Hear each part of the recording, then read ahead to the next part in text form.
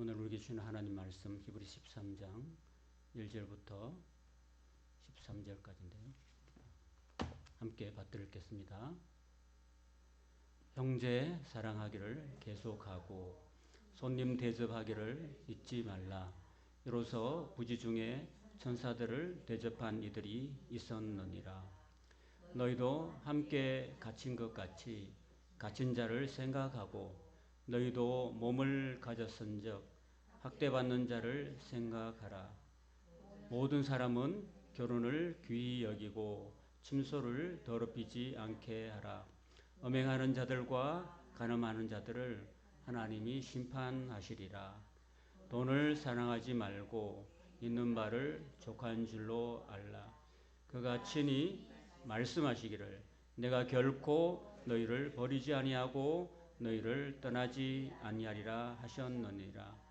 그러므로 우리가 담대히 말하되 주는 나를 돕는 이시니 내가 무서워하지 아니하겠노라. 사람이 내게 어찌하리요 하노라. 하나님의 말씀을 너희에게 일러주고 너희를 인도하던 자들을 생각하며 그들의 행실의 결말을 주의하여 보고 그들의 믿음을 본받으라. 예수 그리스도는 어제나 오늘이나 영원토록 동일하시니라. 여러 가지 다른 교훈에 끌리지 말라. 마음은 은혜로서 굳게 함이 아름답고 음식으로서 할 것이 아니니 음식으로 말미암아 행한 자는 유익을 얻지 못하느니라. 우리에게 제단이 있는데 장막에서 섬기는 자들은 그 제단에서 먹을 고난이 없나니 이는 죄를 위한 짐승의 피는 대제사장이 가지고 성소에 들어가고 그 육체는 영문 밖에서 불사름이라. 그러므로 예수도 자기 피로서 백성을 거룩하게 하려고 성문 밖에서 고난을 받으셨느니라. 그런즉 우리도 그의 치욕을 짊어지고 영문 밖으로 그에게 나아가자. 아멘. 할렐루야. 오늘 예배 동참하신 여러분들을 축복하고 또 사랑합니다. 이렇게 계절의 여왕인데 여러분들 가슴에 꽃도 다시고 이쁘십니다. 예.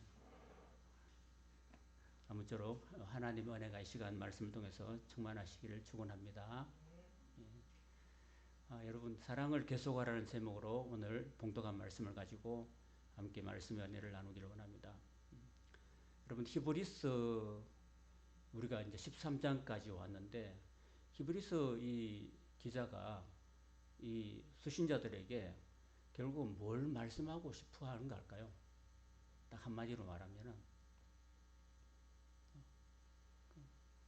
배교하지 말고 가진 믿음을 지켜서 영원한 하나님의 나라에 함께 동참하자 이런 거잖아요.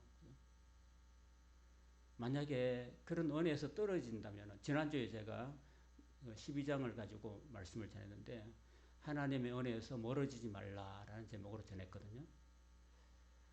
결국은 우리가 하나님의 은혜에서 멀어지지 않도록 우리가 신앙생활을 하면서 주의를 해야 된다라는 이야기가 이제 마지막 13장에 이어지고 있다라는 것입니다. 자, 제일 처음에 이렇게 말씀하세요. 형제 사랑하기를 계속하고 라고 시작합니다. 여기서 형제라는 것은요, 세상이 온갖 모든 사람들을 지칭하는 게 아니라 그때 예수 믿는 것 때문에 재산을 뺏기고 왕따 당하고 출교 당하고 심지어 감옥에 갇히는 그런 우리의 믿음의 형제들을 말하고 있는 거거든요. 그 믿음의 형제들은 사실은 돌봐줄 사람이 없는 거예요. 믿는 사람끼리 서로 도와주고 사랑으로 돌봐주지 않으면은 이 사람들은 결국은 죽을 수밖에 없는 그런 입장이기 때문에 우리가 이 형제들을 계속해서 사랑으로 돌봐주라라는 이야기를 하고 있어요. 아마 이거 예수 믿는 것 때문에 출교를 당한 사람은요, 자기의 모든 산업을 뺏깁니다. 재산을 다 뺏기고 쫓겨나는 거예요. 그 문중에서 그 집안에서 쫓겨나면은 갈 곳이 없어요. 그리고 초대교회 당시에는 길드라는 조합이 있어가지고 그 조합에서 거래할 수 있는 모든 것들이 제한돼요. 그러니까 또 어디서 먹고 살기가 힘든 거죠. 그래서 떠돌 수밖에 없고 또 잘못하다가 잡히면은 또 매를 맞기도 하고 이런 처지이기 때문에 떠도는 우리의 믿음의 형제들이 만약에 우리 집에 찾아왔을 때에 그 형제들을 그 손님으로 귀하게 대접해줘라 이런 이야기를 하고 있는 것입니다. 그래서 아마 이 히브리서 기자는 이 창세기 18장과 19장에 나오는 그 아브라함과 롯이 손님들을 대접한 이야기를 하고 있는 거죠. 그때 당시에 창세기 18장에 보면은 세 사람이 아브라함이 사는 브엘세바 집 앞으로 지나가고 있었어요. 그냥 싹 지나가면 아이고 뭐 몰라 하고 그냥 내넘길 수 있는데 그러지 않고 아브라함은 어서 오세요, 어서 오세요. 이 더운 날에 잠깐 들어와서 쉬시고 또 발도 씻으시고 또 시원한 물도 마시시고 쉬었다가 가십시오 하고 막 억지로 끌어들였어요. 아브라함이. 근데 천사들 세 사람이 막 만류를 하고 아이고 저희들은 폐를 끼칠 수 없습니다라고 했을 때 그래도 억지로 불러들여가지고 자기 부인 그 사라에게 여보 손님이 왔어요. 손님 세 분이 오셨는데 얼른 가서 종들을 시켜가지고 그 송아지 고기를 잡으세요. 여러분 그 소고기도 송아지 고기가 제일 맛있죠, 그죠? 아주 어린 송아지 고기를 잡아가지고 손님들 얼른 대접해. 이분들이 굉장히 피곤하고 배도 많이 고프신데 빨리빨리 대접해 주십시오. 이렇게 한 거예요. 그래서 천사가 제가 자꾸 실례하는데 세 사람이 들어왔는데 그 세 사람이 아브라함의 그 손님 접대를 잘 받았습니다. 잘 받고 난 다음에 어떤 일이 있었냐면은 그 세 사람이 사실은 하나님과 두 천사였거든요. 한 분은 하나님이고 한 분은 두 사람은 천사였거든요. 그래서 내가 우리가 접대를 잘 받았는데 혹시 뭐 집안에 뭐가 필요한가 이렇게 하나님 보시고서 내년 이맘때에 당신 두 부부 사이에서 아들이 있을 것이요 이렇게 말한 거죠.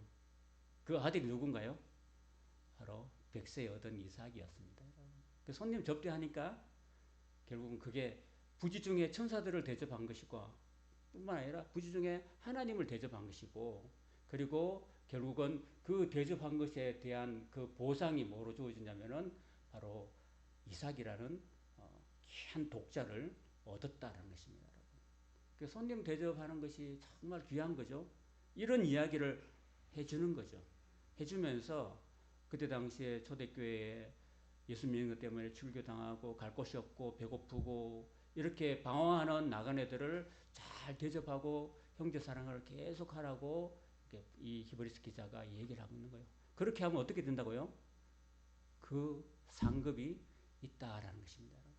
그리고 19장에 보면 창세기 19장에 보면 롯도 마찬가지예요. 롯도 이제 천사는 이제 하나님은 아브라함과 1대1로 지금 대화를 하고 19장에 18장에 보면요. 그래서 아브라함이 이제 아브라함 앞에 자기가 이제 하나님과 나타내요. 나타내니까 아브라함이 그 하나님께 그 자기 조카 롯이 그죠? 그 롯에 사는 소돔성이 망한다고 얘기를 준 거거든요. 하도 성적으로 문란하고 타락해가지고 그 성을 이제 멸망시키려고 얘기하니까 그 얘기를 들었던 이 아브라함이 자기 조카가 죽는다는 소식을 깨닫고 하나님께 매달리는 거죠. 그래서 우리 저 소돔성에 의인 50명 있으면 우리 조카 안 죽이겠습니까? 예, 50명 있으면 안 죽일게. 그런데 가만히 생각해봐도 50명이 안 돼요. 그래서 40명, 30명, 20명, 10명 이렇게 쭉 내려와요. 그래서 6번이나 자기 조카 롯을 위해서 하나님께 매달리고 기도합니다. 그게 그 조카를 생각하는 그 삼촌의 그 따뜻한 마음, 아브라함의 그 따뜻한 마음을 하나님이 기억하시고 나중에 그 소돔성을 불로 멸망시켰을 때 하나님께서 아브라함을 생각하사 그 조카 롯을 그 가운데서 건져내셨더라라고 이야기하고 있는 거예요. 그러니까 이런 아브라함의 마음이 참 중요하다. 지나가는 손님 한 사람도 소중히 여기고 잘 접대하고 그리고 자기 조카를 생각하면서 그 조카가 그 멸망하는 성에서 죽을 수밖에 없는데 그 조카를 위해서 간절하게 매달리고 기도하는 그 아브라함의 그 간절한 그 기도의 마음을 하나님이 어여삐 보시고 그 아브라함의 기도를 들어주셔서 조카 롯을 구원해 주셨다라는 것입니다. 할렐루야. 이런 마음이 오늘 이 히브리서 기자의 이 마음에 같은 마음으로 들어가 있는 겁니다. 그리고 롯도 거기서 천사들이 왔잖아요. 하나님하고 아브라함이 얘기하고 있고 두 천사가 왔는데 그 두 천사도 사람의 모양으로 나타나신 거예요. 천사가 사람 남자의 모양으로 나타났는데 그 남자를 억지로 대접했어요. 대접하니까 이 두 천사가 이 접대를 받고 난 다음에 어떤 복을 줬을까요? 멸망하는 이 소돔성에서 얼른 도망쳐라고 이렇게 알려주는 거예요, 여러분. 알려줘요. 뒤도 돌아보지 말고 이 성은 곧 불과 이왕으로 우리가 멸망시킬 거야. 그러니까 너희는 여기서 머무르지 말고 얼른 도망가라. 얼른 도망가라. 이렇게 한 거죠. 예, 그래서 결국은 그 얘기를 듣고서 이 롯과 그의 가족들이 그 멸망하는 성에서 도망칠 수 있는 그런 은혜를 입었다라는 것입니다. 여러분. 오늘 우리가 이 시대에 살면서도 우리가 지나가는 믿음의 형제들, 고난당하는 믿음의 형제들을 정말 사랑으로 도울 때에 우리는 하나님으로부터 큰 은혜와 또 그에 대한 보상을 받을 줄로 믿습니다. 아멘. 우리가 선행을 하면은 반드시 그게 상급이나 보상이 따라온다는 사실을 꼭 기억하시고 우리가 선한 일을 계속할 수 있기를 바랍니다. 그리고 3절에 보면 너희도 함께 갇힌 것 같이 갇힌 자를 생각하고 너희도 몸을 가졌은즉 또 학대받는 자를 생각해라. 그걸 생각해줘라. 아브라함이 조카 롯을 생각하고 염려하고 기도했는 것처럼 그 믿음의 형제들이 그 예수 믿는 것 때문에 옥에 갇히기도 하고 또 매를 맞는 그런 것도 있을 때 그 형제들을 내버려두지 말고 무관심하지 말고 사랑을 가지고 관심을 가지고 계속해서 돌봐주고 또 옥에 찾아가지고 그리고 돌봐주라 이런 얘기를 하고 있는 거예요, 여러분. 그래서 마태복음 25장 40절에 보면요. 예수님이요. 어떤 사람에게 영원한 생명의 복을 주시느냐면요. 지극히 작은 한 사람한테 그 사람을 챙겨주는 사람에게 하나님이 영원한 생명의 복을 주신다고 얘기하고 있는 거예요. 내가 언제 그랬어요? 그렇게 해요. 어떤 사람이 그 배고픈 사람한테 어떤 사람이 빵을 하나 줬어요. 그게 누구한테 한 거라고요? 예수님한테 한 거라고 이야기하고 있습니다. 옥에 갇힌 사람을 돌아봤어요. 죽음 이렇게 히브리서에 보면 13장에 보면은 예수 믿는 것 때문에 출교당해서 떠돌이 신세가 되고 나그네 신세가 되고 또 심지어는 옥에 갇히기도 하고 심지어 매를 맞는 믿음의 형제들이 있는데 그들을 찾아가지고 그들에게 위로해주고 그들의 아픈 곳을 쓰다듬어주고 그들의 배고픔에 음식을 마련해주고 이런 하나하나의 행동들이 누구한테 한 거라고요? 바로 예수님한테 한 거라고 이야기했습니다. 그 예수님이 그것이 바로 지극히 작은 자에게 한 것이 바로 나한테 한 거야 라고 이렇게 한 거죠. 그걸 우리가 기억해야 되면서 우리 어려운 적어도 우리 교회 안에서 믿음의 형제 자매들이 어려움 당할 때에 무관심하지 말고 함께 돌봐주고 함께 기도해주고 함께 사랑으로 관심을 가져주고 생각해주고 돌봐줄 때 그것이 바로 누구한테 하는 거라고요? 바로 하나님께 한 것이라는 것입니다. 그런 사람이 영원한 하나님 나라에 들어가는 거고 어떤 사람이 지옥에 떨어진지 아세요? 그 반대로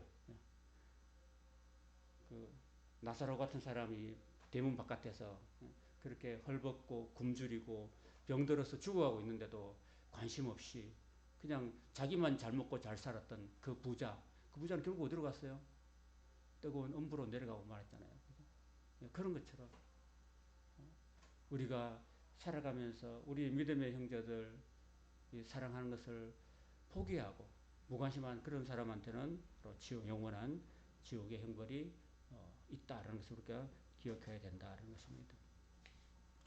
우리가 결국은 히브리서를 통해서 궁극적으로 우리에게 말하고 싶은 건 뭐냐면은 우리는 예수님이 마련해 주시는 영원한 하늘나라에 들어가야 된다. 하나님 나라에 동참해야 되는데 그 동참하는 데 있어서 형제 사랑하는 걸 계속 지속하고 만약에 손님을 대접하거나 또 옥에 갇힌 사람이나 매 맞은 사람한테 무관심하다면은 이런 사람들은 하나님 나라에 동참할 수 없다라는 얘기를 간접적으로 하고 있는 거거든요. 또 하나 또 중요한 건 뭐냐면요. 제가 그 요한계시록 공부하다 보니까 요한계시록에 보면요. 그 새 예루살렘 성에 거룩한 성에 참여함을 배제받는 사람, 참여할 수 없는 사람 중에 한 사람이 바로 오늘 4절에 나오는 음행하는 사람이 참여하지 못한다는 이야기를 하고 있는 거예요. 그래서 4절 같이 읽어보겠습니다. 시작. 모든 사람은 결혼을 귀히 여기고 침소를 더럽히지 않게 하라. 음행하는 자들과 간음하는 자들을 하나님이 심판하신다라고 얘기하고 있습니다. 그래서 우리가 결국은 하나님 나라에 동참하고 그 영원한 복락의 나라에 우리가 주님의 나라에 우리가 주님과 함께 사는 것이 우리의 궁극적인 신앙생활의 목적이라면은 그것에 걸림돌이 되는 것은 우리가 제해야 되겠죠. 그죠? 초대교회 당시에 이 히브리스가 어디에서 사는 수신자인지 몰라요, 사실은. 히브리인들, 그러니까 믿는 유대인들을 대상으로 편지를 보냈는데, 믿는 유대인들, 그때 당시에는 다 흩어져 살았거든요. 디아스포라 유대인들, 다 흩어져 사는 유대인들인데, 어디에 사는지는 몰라도 그 사람들에게 전해진 하나님의 말씀이거든요. 자, 그런데 그 중에서 그 많은 수신자들이 어디에 사는 사람인지 몰라도 적어도 우리가 하나님 나라에 참여하려면은 적어도 부부간의 이 정절은 지켜야 된다. 그리고 부부간에 바람을 피우거나 또는 음행을 하거나 간음하는 사람은 결국은 하나님 나라에 들어갈 수 없다. 하나님의 심판을 받을 수밖에 없다는 이야기를 하고 있는 거죠, 여러분. 여러분, 오늘 우리 이 세대가 얼마나 성적으로 음란하고 타락합니까, 그죠? 우리 아이들이 그 스마트폰을 딱 들고 있으면은요, 스마트폰이나 인터넷에 보면은 얼마나 많은 그런 그 뭐죠? 그 음란물들이 동영상들이 막 돌고 있습니까, 그죠? 이런 세대 속에서 살아가면서 정말 이 음란물에 빠지거나 이렇게 하면은요, 여기서 헤어나지 못하면은 하나님 나라에 들어가는 것에 제한받는다는 겁니다. 그 엄청난 그런 우리가 주의해야 될 그런 일이라는 것입니다. 성경에는 이 음란한 일 때문에 하나님 나라에 들어가지 못한 많은 사람들이 있었다라는 것을 우리가 기억하고 저는 여성분보다도 저같이 남자가 더 조심해야 된다라는 생각합니다. 여자들은 제가 볼 때는 가만히 놔두면은 괜찮아요. 그죠? 가만히 있으면 괜찮아요. 남자들은 자꾸 유혹을 받으면은 즉각적으로 반응하기 때문에 참 주의해야 된다. 여러분 유명한 그 큰 교회 목사님들 중에서 젊은 청년들이 많은 젊은 여성 청년들이 많은 그런 교회 담임 목사님이 그 여성 거기에 빠져가지고 거기 시험에 들어가지고 그냥 엄청난 그런 어려움을 겪었던 분도 계시잖아요, 그죠? 그죠? 그런 걸 보면은 여러분 다윗도 사실은 그 바세바를 간음했거든요. 다윗도 하나님 그렇게 사랑한 사람도 넘어지고 모세도 넘어졌어요, 여러분. 다윗도 넘어지고 모세도 넘어졌는데 저는 괜찮을까요? 그러니까 여러분들이 기도해 주셔야 돼요, 목회자를 위해서. 안 넘어지도록.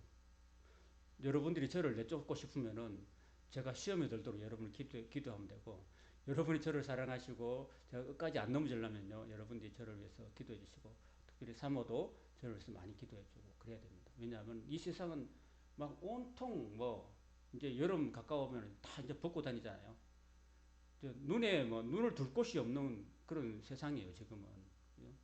뭐 컴퓨터를 봐도 핸드폰을 봐도 막 눈 뜨고 세상을 다녀도 다 그냥 정말 너무나 이렇게 이 세상이 물러나고 그래요.